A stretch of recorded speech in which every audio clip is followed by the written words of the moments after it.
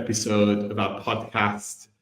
We're very excited to have Anton here with me from All Points joining me. I'm actually in Dubai today. Anton is back in the UK, I believe. Anton, I should have checked that, but I assumed you're in the UK. Is that right? Yeah. Certainly am. Sunny London. Say that again, sorry. Sunny London. Sunny London. We're going to have a really interesting chat today around AI and identity in the age of events. Obviously, a super hot topic at the moment. Everybody's really, really interested in how they leverage AI, but we're going to talk about what that means for experiences and the ever-evolving events landscape. So, Anton, thank you very much for joining me. Before we jump into AI and identity, could you just, for the listeners, give a little bit of background on yourself and how you got involved in the events industry in the first place? Sure. Yeah, thanks, Adam. So I've worked in technology all my life. I won't go right back into the deep history, but I think the first time I got paid to do anything to do with technology was when I got £5 to do an interview about a game for a computer when I was about 13, maybe something like that. Good money back then.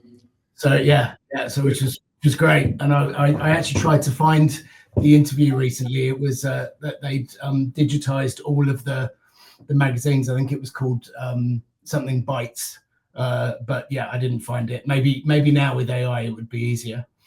And so yeah, I've always really been fascinated with technology and what you can do with it. I was kind of wiring stuff and coding from a very young age as soon as I basically realized you could, and then carried that through really into my career. So going back even to the 90s, I was working with the early versions of VR and AR, working some practical applications with BT, Silicon Graphics, Disney, Universal, and worked really across, if the best way I could sort of describe probably what I've done over the course of that time is build platforms. So I was always really interested in how you build platforms to achieve something. So an early example is when we were developing early personalization platforms using algorithms, what would then have been called AI then, but obviously has advanced significantly since then, and was very involved on the sort of client side and as well as working sort of on the event and experiential side.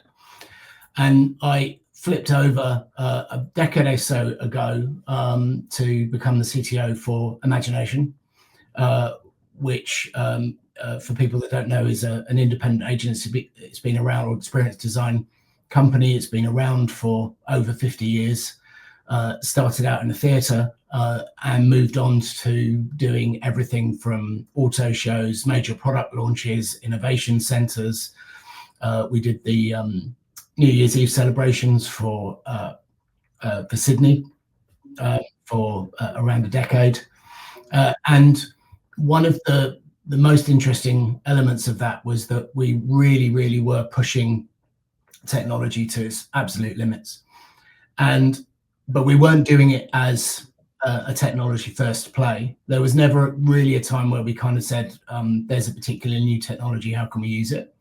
We did build out a labs program so that we could experiment and work out what was possible with the latest technology, but we always looked at it through the lens of what is it you want to achieve. So from a creative point of view, giving as much scope as possible. In fact, the joke was that the only thing you can't do is we can't teleport you to somewhere else in the world, but if you really want to do it, we'll look into it. And a more specific example was about 2-3 years ago when we came up with a architecture for a brand new experience where we wanted or had to use AI, but it would the AI would have had to have been on premise, basically within the environment. And at the time that wasn't possible, but this project was looking at sort of a 5-year, runway in terms of when it would actually be deployed. And so we decided that it was likely that we would be able to do that by the time the project deployed. You can do that now.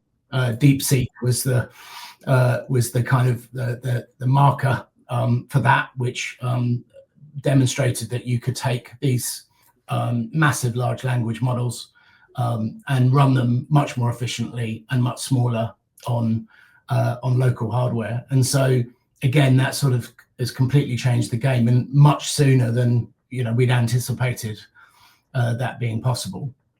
And so what's possible in the event space and the experience space really is up to your imagination. And so since leaving Imagination last year, one of the things that I've been really interested in is really diving deep and exploring that, particularly with allpointsAI, which is focused on the creative and the events industry. Is we were kind of like, well, what is possible? What are the challenges? What are the opportunities? And how do we kind of bring that to life? And for good reason, today we're going to kind of focus on one particular area. Otherwise, this would be a 5-hour podcast, which I'll probably quite enjoy. But maybe the next one. I feel like we'd need that Joe Rogan set, Anton. If you've ever seen the Joe Rogan set, where big comfy chairs, lots of snacks and things like that. I think we could absolutely get into that 5-hour podcast. And maybe this is the start of a series.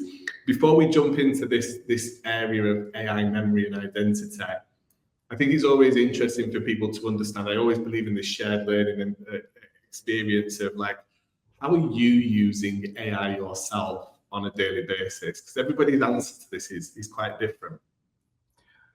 That is a good one. It may be better to say, how am I not using it? Yeah. Shopping lists. I use it sort of for almost everything, but also use it in maybe slightly different ways to how most people use it. So I certainly use ChatGPT and other similar ones like Claude and Perplexity. Although Perplexity isn't an AI engine, it's a search engine, but it sort of sits in that area. I've also been building my own kind of, going back to what we were talking about earlier, I've been building my own, loading my own LLMs and AI engines locally. What that's unlocked for me is that I can use it for really confidential projects. Most projects are confidential by definition, and obviously, some of the big providers, if you're using the right level of service, so for ChatGPT, if you go certainly up to enterprise, they provide some framework for making sure that you're not training the model and they're not remembering what you've asked it, but you are still reliant on them legally rather than technically to know that's true. And essentially, I've completely sandboxed that, so I can upload a pitch document, I can upload a bunch of other things, I can do some deep research, I can do all of that, and I can do it all completely locally. And so I know for sure that anything that I'm doing cannot be leaked or shared, and that is sort of it ties in quite well with what we're going to be talking about today, because on a practical note, most people can't do that. I mean, it's easier than you might think, but it's also not necessarily the most practical way going forward. And then generally, I'm always now, and I find myself even surprised sometimes when I don't think to use AI.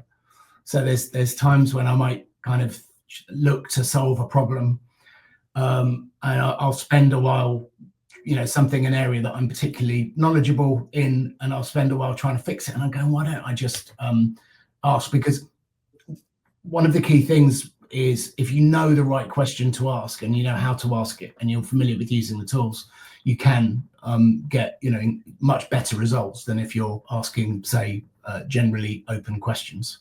Yeah. And so I'd say there's other areas that I'm using it, which I would say are more linked to, or are linked more to work client work where we're using vision intelligence and doing some really interesting kind of cutting edge stuff around that as well. That could be a podcast on its own. We may touch on that as a crossover, but yeah, I'd say if you were to think of something that you do in your day-to-day life, I'm probably using AI at some point. I would like to caveat that I don't think in fact, I have never ever had AI, any model write something that I have then used. Yeah. Ever. I've had it write something and then I've kind of used it as an inspiration or taken parts of it or used it as a muse, as a way of analyzing. But typically I don't, I never actually use the raw output, and that's partly because it doesn't feel right to do that, but also however good the results are, they're still kind of dependent, over time. When you get better with the prompts and stuff like that, you could argue that you'll get a much closer result, but I want the work ultimately to be my own. And so it's I kind of define it as if you're working in a team of real people, you get the knowledge, you get the experience, you get the creativity and the emotion and everything that exists within that team structure. When you want to kind of expand that, you want to flex it, you want to push the boundaries, you want to do stuff that would typically take days or weeks to do, you can do it in seconds or minutes, and use AI in that way. It's incredibly powerful, but it's different to a human, even though we're certainly reaching human level capability when it comes to getting the results. Yeah, there's so much in there, and I'm doing my best not to pull us off in so many different tangents. That just 45 minutes just in, I've got so many questions for you. Okay, so let's keep it on track. AI memory then. How are you defining AI memory? Is this memory like a computer chip? Is it neural link where we're plugging in AI into our own memory? Is it the collective memory of everybody in the team using AI, and that's stored locally, and therefore we can have better recall and development of ideas and things like that? What does AI memory mean? So AI memory has been talked about a fair amount, I think initially by OpenAI and then by some of the other providers. And the simplest way to describe AI memory is maybe to describe the process by which we currently use AI. So when you put a prompt into, let's use ChatGPT as a basis. So when you put a prompt into ChatGPT, you type a prompt in, you press return, and you get an answer. A lot more is happening, unsurprisingly, behind the scenes. Putting aside the actual AI processing of that, there's a couple of key things that's happening. One is that depending on which model you're using, that prompt is then heavily kind of guided towards what it should and shouldn't do. And a lot of that's just designed to make sure that the overall results are better, they're ethical, they're safe, so on and so forth, which is why you get sort of wildly different results if you use something like Grok versus ChatGPT. And there's not, it's not really a debate as to which is better or worse, but just that's kind of what drives those big changes. One of the other things that drives those changes, again, without going too off, is what everyone refers to as GPTs, which is where you create the guardrails. If for anyone that's not sure what a GPT is, in its simplest form, it's basically the same as a normal prompt, but with a bunch of rules that you've created. And that might be rules as in specific ways you want it to respond, but also rules as in what information it should be looking at and what the context of. So if it's designed around a very specific theme, you don't need each time to say it's that theme. You just say, I want information on X, and it will automatically know that it's about a particular area. AI memory is the other sort of critical factor to this. And what AI memory is essentially a data store of context around who you are. And that can be literal context, like my age, my likes and dislikes, the sort of thing that would just basically, you know, if I ask for a very simple example, ask for a restaurant recommendation, it will know what type of cuisine I like, or what type of restaurants I like, and so on. And it would give me, without me having to kind of explain all of that, I would get something that feels much more personalized to me. And AI memory can be expanded to, if you connect, for example, your banking data or any other services that you use that learn a lot about you, they can be added to the mix. So again, when you ask a question, it can work out, I don't know, if I'm going on holiday, it will work out kind of what budget of holiday, as well as where that holiday is likely to be and what type of holiday. So, you know, do you want an all-inclusive, or do you want a boutique hotel, or do you want to move about? And it would know these things.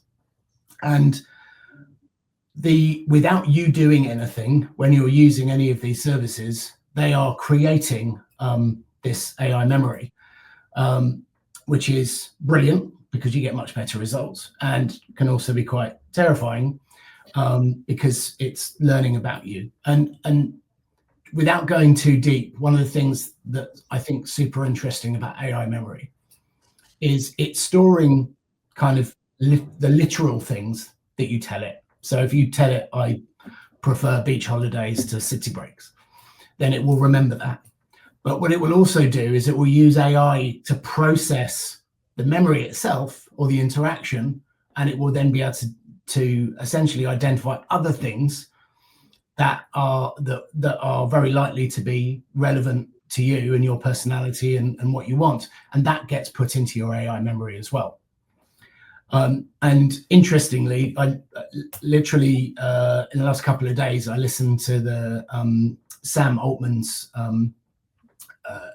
interview with Theo Von, and he was asked two questions that kind of gave a very similar answer. One of them was, "What's the thing you're most scared of?" And the second one was, "What is like the most interesting story you've heard?" We'll come back to the most scared of, because that definitely fits within this. But the most interesting I loved, because this basically was bang on what we're talking about today. And so he talked about a friend of his that has been using ChatGPT heavily for however long, probably the last few years, and had never actually asked it what it knew about him. And so he started asking questions about himself, and saying, if I was to do this, what do you think I would like? What do you think and he said that the results, and this is Sam Altman saying this, I was quite surprised that he was surprised, but there you go. He was basically saying that it knew him better than he knew himself. The results were so incredibly accurate that they were kind of they were better than probably maybe he could have thought of himself. And there's a couple of challenges around this, is that all of those memories at the moment are being stored in that AI provider. And so all of the lessons we've learned from the last 20 years or so of social media and everything they've learned about us as we've used those tools pales in comparison to the next phase. And potentially, depending on the direction we go, if your AI memory is stored by the provider you're using, it could be the last provider you ever use. A bit like a bank. When most people, when they choose a bank, they stay with that bank, mainly because it's just too much hassle. But this is more than that. This isn't hassle. This is there's no obligation for the provider to actually give you those memories. They're not, even though they're in theory they should be yours and owned by you, they're not. And the second question, or the first question, which was around what is he most scared of, was everything that you tell ChatGPT is recorded, and it's accessible. It's not encrypted in any way. That was kind of, Sam made that point of restating that, even though I knew already. And that data can be, unlike, and again, this is echoing how Sam's position on this was, unlike a therapist or a lawyer or someone else that you could confide your deepest, darkest thoughts with, of which many people have been and are doing, those are completely accessible, both by OpenAI, but also by any government that chooses to request that information. And people just don't realise, or genuinely don't realise that, or they do realise, and therefore they're not using the tools, which in itself is also a risk. There's so much in that already. I've got a few questions before we move on. Can I ask all three at the same time? I know I'm going to throw a lot at you here. Okay. Yeah, I'm giving you quite long answers, but I'm trying to keep. No. I like long answers, but it does make me think a lot. I think the first question is: are we rapidly moving to prediction by AI? Could we see a scenario where we come home after a long day, and 3 minutes after we walk through the door, there's a ring of the bell, and our favorite Chinese food is there with a bottle of wine, and the TV turns on and switches to the channel on the TV that we want to it. So that's kind of like my first question, and I can see you already edging to go. Then my second question is: does this bring a whole new meaning to the right to be forgotten, like GDPR, and like how you have as an individual, we have a right to be forgotten by a corporation or an industry? Is there, or should there be that mechanism, like a dead man switch when it comes to AI? Like, I just want to delete everything about myself on this platform. And then I also wonder, does that also bring into this environment where almost your AI identity needs to go onto like a cold storage wallet like crypto does, where you can take it off the server, but you can move it with you to a new location or to a new platform or something else. So you have some form of protection or ownership of it. I'm so sorry I've asked you like three completely, totally different things, but I needed to get that out because I think you're going to tell me some more amazing stuff and I'm going to totally forget about those questions. They're actually perfectly aligned. So the answer to your first question is yes. Something I have talked about probably for over 20 years now is the idea of mass personalization. So the idea of being able to, and through, and I won't go into all the use cases, but one of them that really always fascinated me was certainly around events and experiences, without question. So I think that's one key area where this is super exciting and very, very relevant. But as an example of this is in education. So by definition, the education system is designed by definition to be homogenized so that it can hopefully educate the maximum number of people within a common framework. And that was because that was really the only way to do it. And so up until now, that's the approach. And that's much the same if you take that across other experiences. So that's no longer the case. You can have, extremely targeted, predictive, personalized services to you because it no longer requires a human. And the results are at a level now where they're good enough to be able to provide that. And so absolutely, I think we will absolutely get to a point where it will, it'll be able to tell you when, what your favorite food is and when to go for a walk or a run, the things that you know yourself that you should be doing. As long as you give it permission, it can kind of basically be the one that moans at you, but you're giving it permission. So it's not like you get so resentful. So I think there's so many areas where this is so valuable. And so that leads on to the answers to the second and third question, which are essentially kind of if the first one is the massive opportunity, the second one certainly is the biggest barrier right now. And yes, the short answer again is there should be an ability. I mean, there's two challenges here. There's two things that it's doing. Depending on the tier you're on, it's training the model.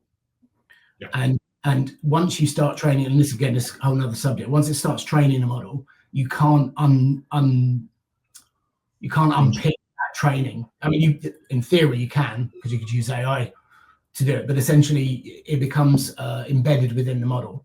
And so even if you had the right, it would be pretty much impossible. And that's the big issue around copyright at the moment. So that's why you can say, create a a photograph that's, I mean, I don't know if you can, but you probably can, like create a photograph that's like exactly in the style of David Bailey, blah blah blah, and you can get something, or a famous artist, and you can get something that's basically looks like it's from that artist. And that's because essentially all of their work has been embedded into the model, and there's ongoing things around how they deal with that. But there's that, and so even with those frameworks, that's the only way to get around that, is to not train it in the first place with your data.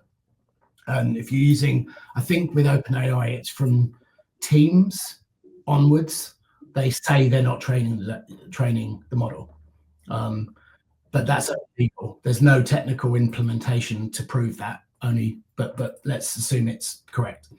But if as most people are using it, even if you're using a lower, like, paid version, you are training the model. The second part is the stuff it's remembering about you and all of your queries, and you should absolutely have the right to both have access to that and to be able to delete it, just as Facebook was forced to do with Facebook. So on to the third one, and this is the bit where I'm super interested, because I've always believed that even when the first round of with the first round of social networks, is that your data, your core data, should never be owned by any single entity. It doesn't matter if it's a private organization like Meta, or a government, or anybody. And essentially, this is an architecture that has long been talked about, as Sir Tim Berners-Lee has talked about it and implemented the frameworks to deal with this.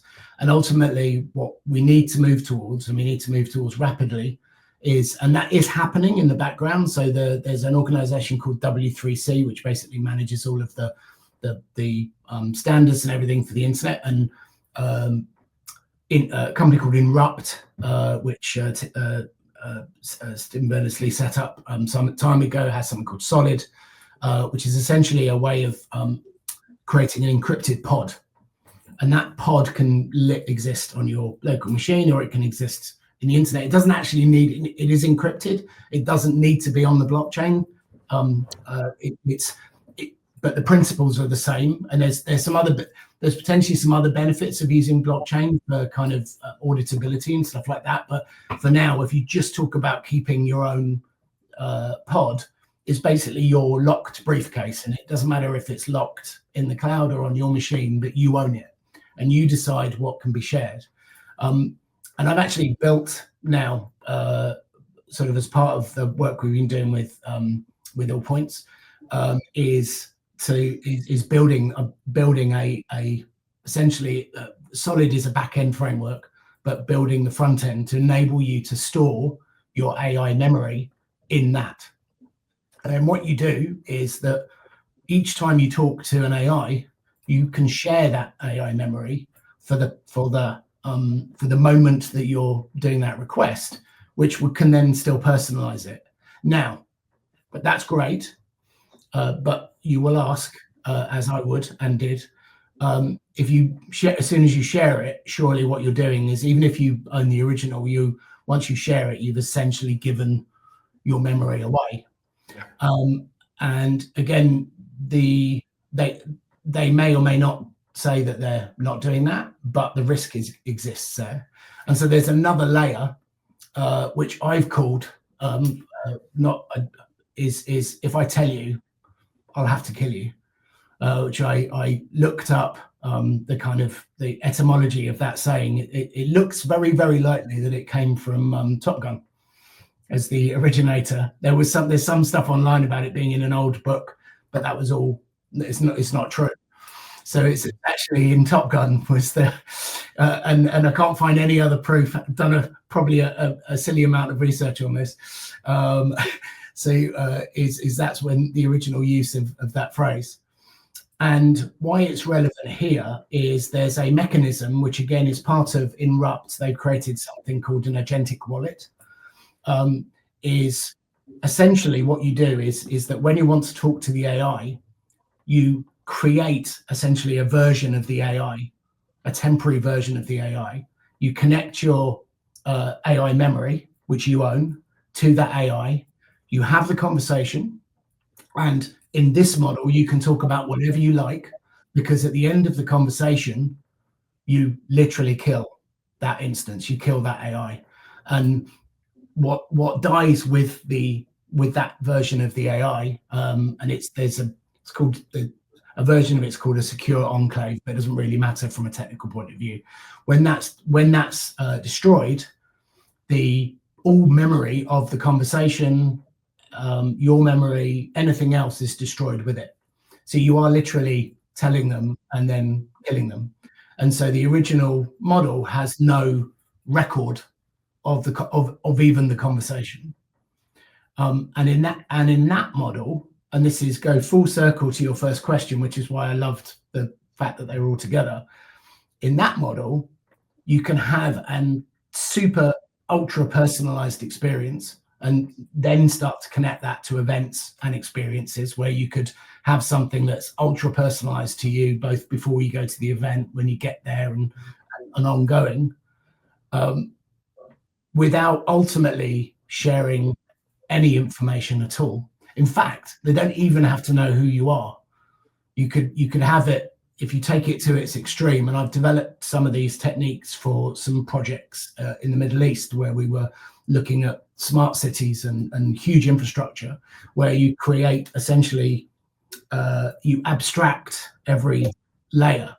And so there might be a camera, there might be a CCTV camera that looks at me walking down the street, but the model just says, is that person allowed to walk down the street or not?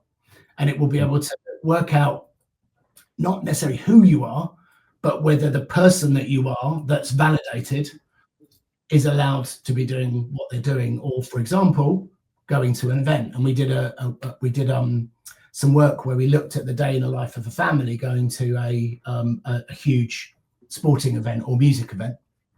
And so what would you do if, in an ideal world, from a customer experience point of view, is you don't want to be queuing ever. You don't want to be sitting on a barrier. You don't want to be scanning a QR code. You don't want to be doing any of those things. And there are things that you have to do in order to make sure that, crowd control, that you've got a ticket, and all of that can be taken away. And there are already, a number of examples where that's the way new experiences, cities, airports are being designed. So, for example, with an airport, you could walk from your car to the aeroplane without ever going through security. Of course, you are going through security, but it's all happening in a completely different way. But that can be achieved without giving up your privacy. And that's the super interesting thing about this. We've not got enough time on this podcast, mate. We definitely need another chat. But amazing Top Gun facts. Love Top Gun for a start. That's amazing. I love that. I love that saying came from that. That's made me think on a tangent. Is there a currency in creativity and original thinking, and that being used elsewhere through AI or others then becomes some sort of like personal intellectual property that you, like, artists get royalties and things from? So it actually encourages in original and broad thinking to have a positive impact on technology and humankind and all that kind of stuff.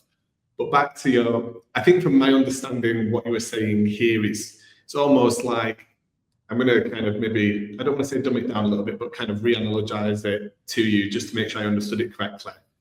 I'm going to an event and I say to Mr. Event Organizer or Mr. Event Organizer's platform, here's my API key, personalize my experience from it. And then at the end of that event, I go remove my API key and also delete all history of me because I've removed that API key. So there's no kind of like stored, that's the right to be forgotten, but I've actually given it what it needs to personalize my experience and make that experience amazing. But I've taken that away and I don't have to worry about Mr. Big Corporate using that data on other things, various things that they shouldn't. But then that also makes me think about two experiences that are at total parallel opposites in the world that might become very true. There is the one attendee that wants the absolute ultra personalized experience, and I kind of think about me and my wife like this. My wife will plan her entire day out to like find detail, and I kind of just bowl through it like, well, what happens kind of thing. It makes me wonder if there'll be the attendee that wants the super personalized experience, and then there'll be the au naturel kind of serendipitous, I just want to see what happens experience. I don't want personalized. In fact, I will actually hit this event totally randomly and see what happens, and that will become maybe the switching off experience from social media of people going away and things like that, and not being planned, the spontaneous event experience. I don't know. How is that kind of how you see AI, the two different sides of experience when it comes to AI kind of taking place, or do you see it in a different way? No, I see it. I do see it exactly like that. I think there's, as you were describing that, I'm almost thinking that it's like a bar that you can kind of turn up and down. So because I'm very similar to you. I mean, I try to plan, but I believe heavily especially when you're at a physical event, in serendipity and kind of seeing where things go. But equally, I'm always there's certain things that I don't want to miss. And so, you know, I can imagine a version, where it's kind of dialed down to like, leave me alone completely, just let me do my thing. But then there's one that's where you turn it up a bit, where it goes, I know you've said you're kind of doing your thing, but you did say to me if there was anything like super cool, and this is super cool. Like Sam Altman's decided to turn up unexpectedly to do a fireside chat, and get on with your day. But I just wanted to let you know, or at lunchtime, it'll go, look, you know, you can go anywhere, but if you're looking, because of the food I know you like, you probably want to head to that food hall or that area, because they've got like the barbecue over there, or there's, I think there was one in Web Summit that they had actually one that had loads of wine, like local wine, unlike the other areas. And so I could see that there's a kind of a version of that. And the important thing is, as you turn it up, you're not turning your privacy down, and you are at the moment. I mean, 100%. And it's, you know, implementing this. I don't think anyone's done it yet. I do think that there's a huge opportunity here to create something. And to your point is you don't even have to tell them to turn it off. They literally say to you, you can share you can share everything with us, and we will, at the end of the event, we'll destroy it. In fact, we never had access to it, is the best message ever. But you still get the personalized service. I now see a whole mixing desk of needles and knobs, and maybe that would be an amazing kind of user interface for an attendee that's like, at what level do you want food recommendations, content recommendations, people recommendations? Like, just being able to kind of, you know, what they call in music, there's something, isn't there, that you kind of move equalizers, you kind of experience equalizer. How do you want to interact with that? Yeah, no, I love that idea. And the good thing is it's just an equalizer. Like, it's not 100 different, like I remember going to CES, I think it was years ago, and chatting to these guys. They had a startup. It was like an evening drinks thing. They had a startup, and we were all moaning about the queues for the food during the day. And I think it might be Web Summit, actually, funny enough. And they said, oh, our startup has done this thing where we know how big the queues are, and we tell you in the app where and I was like, I had no idea that existed. And then they showed it to me, and it took about 10 minutes to get to the feature in the app. It was basically, it was just completely hidden. And the point is that all it should be is, like you say, it's the equalizer. It's like, I want a bit of food personalization, and then it will just come up and say, don't head here because it's what you like, and there's less people. Yeah. I think you know, those experiences of event apps or event AI agents and things like that, surfacing the information and things like that, absolutely exists in the future. But I think the total user interface that needs to be absolutely revolutionized, because we don't want to go searching for things. We want things surfacing to us, and then us decide what's important or what's not, and then the next thing surfacing to us, isn't it? And I think, you know, what's such a fantastic solution of like, because it's not, we don't mind queuing, we just want to understand how long that queue is, right? It's like Uber didn't revolutionize taxis. They just told you how long the taxi was going to take to get there. And that made everybody chill out about ordering taxis and not switching the curtains to see if it turned up yet at 4 o'clock in the morning. So I think, yeah, we want all of that information and data surfacing to us to make our experience, because then it puts us in the choice of, well, do I want to go now because it's 10 minutes for the taco truck, or shall I wait because it's predicting that in 5 more minutes it might be 7 minutes and I'll just go in 5 minutes, kind of thing. And it's those little things when it comes to events that have a massive impact on how people recall their experience of an event, right? Because human nature is to complain about the niggly things before the amazing stuff. And it's like, oh, what did you think of that event? Yeah, we're great, but flipping heck, they couldn't sort me out X hours for food. And then all of a sudden, that's the experience, isn't it? That's the reflection of the event, when that's probably like not even 1% of it. The rest of it was amazing, but that's the thing that we're talking about. I ended up having to walk essentially for 15 minutes to pick up my pass for South by Southwest London because it just didn't read the thing properly. It was my fault, but I just assumed it was where the main event was because it was where the main event was, and I got there and they're like, no, it's a 15-minute walk, and I'm like, and of course if I'd read it properly, I would have known that and I would have gone to the right place. But I think that's the point. Is it's so easy to be upset by stuff that maybe isn't even the event organizer's fault.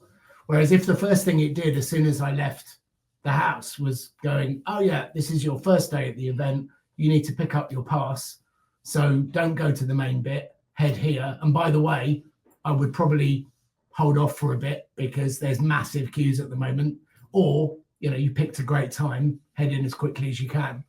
And as you said, it's just that sort of, and all of, one way I keep thinking about this is that we're doing everything the way we've always done it from a tech point of view, but we basically think about what it would be like if there were unlimited humans. If I could just have somebody next to me the whole time, basically doing all this for me and then telling me where to go, what to do, that you can do that now.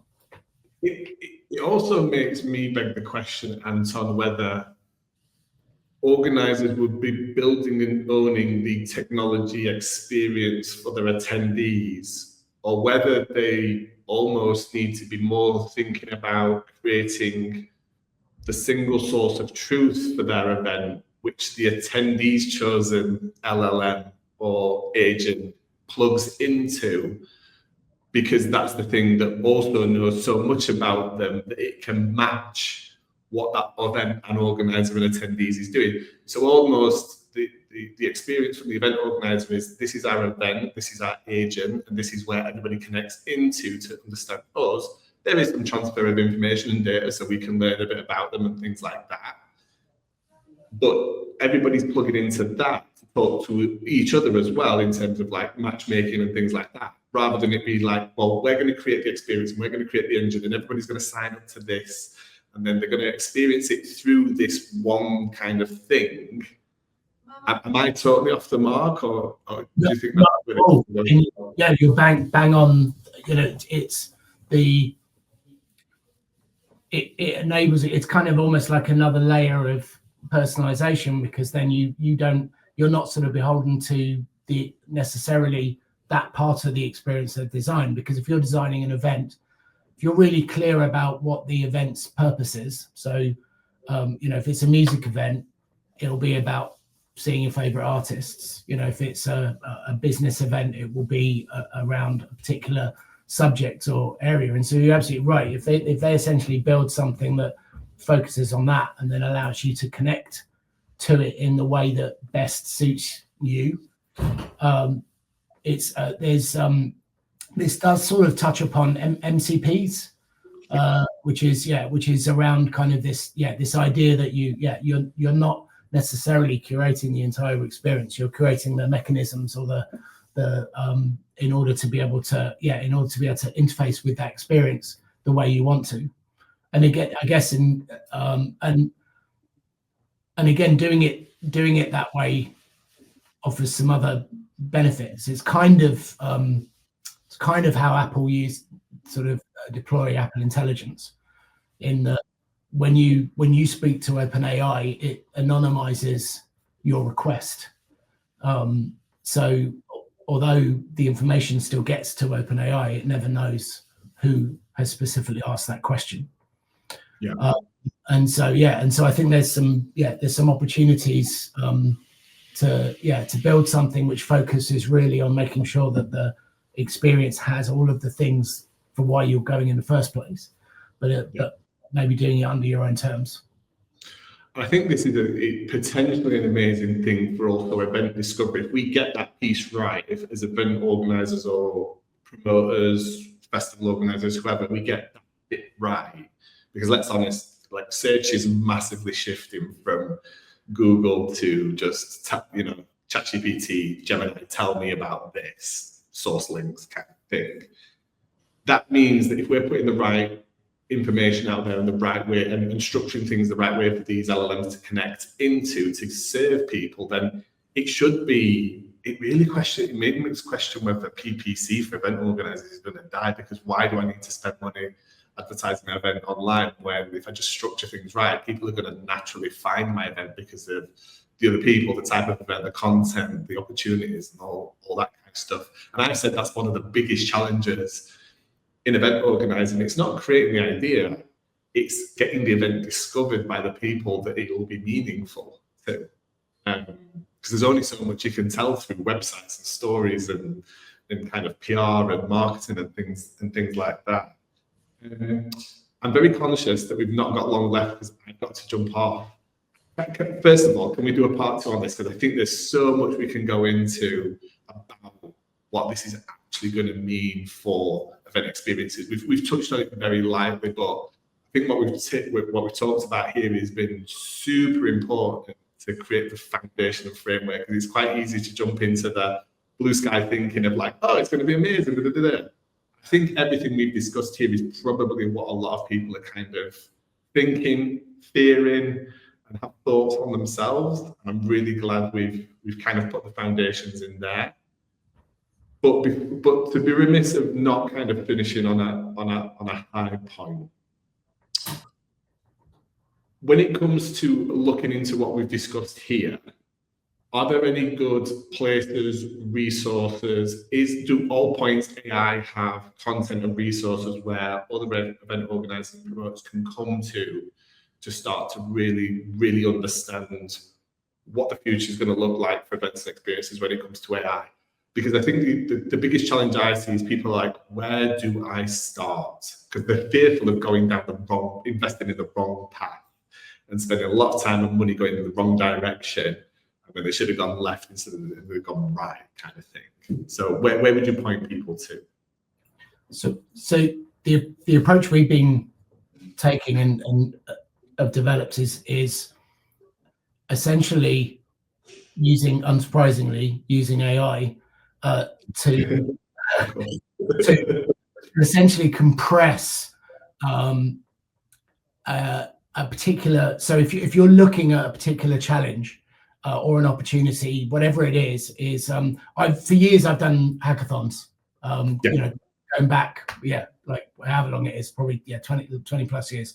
And hackathons were always super exciting and interesting. They tended to be quite literally hackathons. So you had a bunch of developers who would have something, and a good hackathon was probably 24 hours where you come out with some pretty amazing stuff. And I've got some great stories of stuff that we were able to develop in only 24 hours. What I've been doing the last sort of like 12 months is essentially running what we call AI sprints, but essentially hackathons that run in 2.5 hours, where you're going from an idea right at the beginning. And it is important to be kind of as clear as possible about what the idea is, but not the solution, just the question. And then being able to go, we've kind of created a framework for what I call a sort of, there's a couple of things with kind of oxymoron. So one of them is calling it a hackathon. It's only 2.5 hours. And the other one was we start with like an AI masterclass, which only takes 15 minutes. And of course, you can't do a masterclass and anything in 15 minutes. And it's really about mindset. So it's just setting out what your mindset is over those 2.5 hours and how you're using the tools. And so right at the beginning, you're using it to explore the idea. Then you're going through to testing the idea, expanding it and bringing it back. And you're doing it all within this really kind of quite intense container. And what we found is that the results we get from that at the end of it is incredible. You're getting kind of the equivalent of 3 weeks effort from that same group of people in 3 hours. But what that helps you do is to your question, is really challenge, because what the answer could be, but it's fine if it comes out in 3 hours. The answer could be, actually, this isn't, it's either a completely different, unexpected answer, or actually this isn't the direction we want to go in, but we've worked it out in 3 hours instead of 3 months. Yeah, I think that's really interesting, because sometimes people fall into that trap of, well, we've spent so long on this now, we need to find a way to make it work. Well, we can't pivot. It's like, we've invested too much time.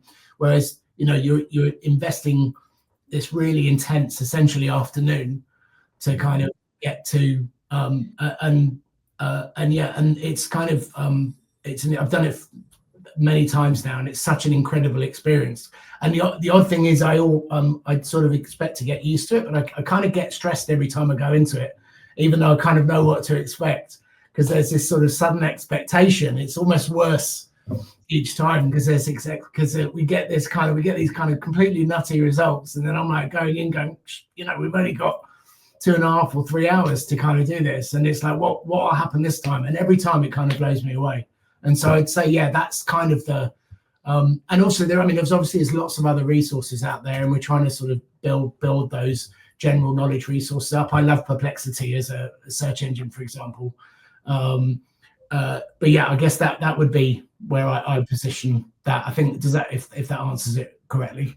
Absolutely. I think just on Perplexity, what I've learned is it's extremely good at that deep research thing. So if you do have a topic or subject matter that you want to kind of really, really dig into, again, it's only as good as what you put in. So, ask good questions of it and be very clear on what you want it to research and how you want it to research it, and things like that. Anton, is there a name for that framework that Allpoints has kind of designed? Is there an internal name for it? How do you refer to it, if you don't mind me asking? We sort of sprint, analyze, deploy, which isn't one name, but that's kind of the way we describe it. It's a really sad exercise. I would call it pudding. I would be like, the proof is in the pudding. We just do the pudding exercise, and the proof will be in that, whether it's a good idea or not. Yeah, I need an equivalent of the if I told you I'd have to kill you, but instead, I'll come up with that. That would be it, but for this instead. I think if there's one thing I will take away from this is, people, we encourage ideas internally with our organization, with people. And, sometimes those great ideas can get lost in the weeds of like, oh, well, we need to discuss this, and maybe you need to discuss that, and I need to discuss that, and then we need to think about it and come away. And I just love that idea of going, right, we've got this framework as a business to pressure test an idea within the space of an afternoon if we think it's worth looking at. We'll either decide yes or no based on that pressure test. And if that's not a great use of AI within any business at any level, I don't know what is. It's just such a good use of time to go, well, let's have a look at it, and we'll just decide on our framework, and it'll fit into our business or it won't, based on what that framework knows about us and things like that. So absolutely, and it's it's the equivalent of 3-hour meetings, where however productive those meetings might be, they're never going to be as productive as this. And I think, the final part of this for me is one thing I'm really passionate about, is doing this at a senior level as well, doing it with the leadership teams, because obviously a hackathon in the days gone by was never at that level, because it couldn't be. But these, this is all using natural language now, so you don't have to be an AI expert, and you don't have to be a technical expert to do this. But you know, and when you, and if you are, you get some whole different set of results. We can get onto vibe coding and all of that. And we're going, I mean, there's some next level stuff you can do now if it's a real hackathon, because then you are literally building platforms in 2.5 hours. But I'm really fascinated with that kind of senior level kind of bringing together the different disciplines around this process and the pressure cooker. You get, you know, yeah, again, the results are incredible. Well, let's leave it there, mate. Let's definitely do a part 2 on vibe coding for the events industry. Let's deep dive into hackathons, and let's obviously touch upon even more so how this is going to impact events and experiences in this AI world that we live in now. Anton, genuinely, this has been one of the most fascinating, thought-provoking conversations I've had in a long time around this subject matter. So thank you very much for coming on and giving us your time. If anybody wants to follow you online, is there somewhere we can point them to kind of follow maybe your musings or your thoughts on this further?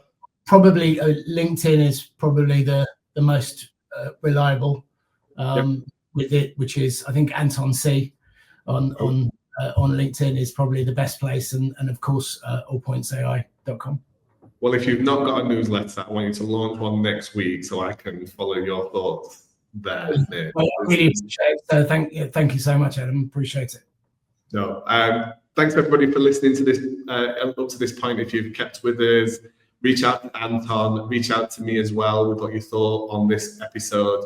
And we're definitely going to be back with part 2 because I think there's so much more to discuss on this subject. Anton, thanks again for joining us on this podcast. Thanks a lot and look forward to it.